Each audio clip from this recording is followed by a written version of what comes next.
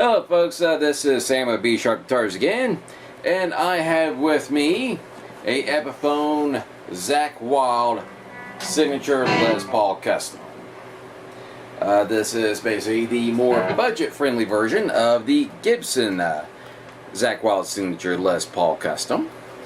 Basically, I sort of like the same materials. You know, there's your mahogany body. The neck is maple. And from what I'm looking up here, the fretboard is looking to be maple as well. So I just had a little bit of information on there. Now here is where the two kind of separate. Is basically, while the Gibson version has the active EMGs, this one has the passive Hertz versions. And for what I've been looking up, the current wave of Epiphone Zakk Wylde signature Les Pauls have been upgraded to a the typical active EMG 8185. So really kind of boils down to getting to this is if you have a preference for the Hertzes, whether it's in tone or you just don't want to go through the trouble of having a 9-volt battery in there. It's a preference. As you see, it has a typical distinctive finish, where it's the bullseye with the camo behind it. Now, as far as certain defects go, well, most notably is whoever previous owner had it, replaced one of the knobs. Appears to be, one of the tones. While they had the little top hat designs here, which is, typical stock, and one of these got a little chip there. Previous owner just, I don't know what kind of situation came up, whether it came, this thing came off and needed a new knob on there to fly, and this one just happened to be handy and just never bothered to later replace it.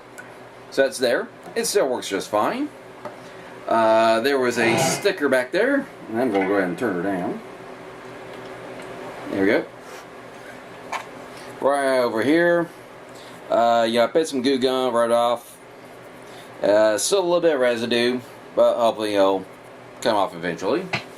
And there is a bit of a ding in the neck. Right there, disinfect it. Jack, bit loose, but I mean, as long as you're not like jiggling around or flipping around forth, shouldn't be too big of an issue.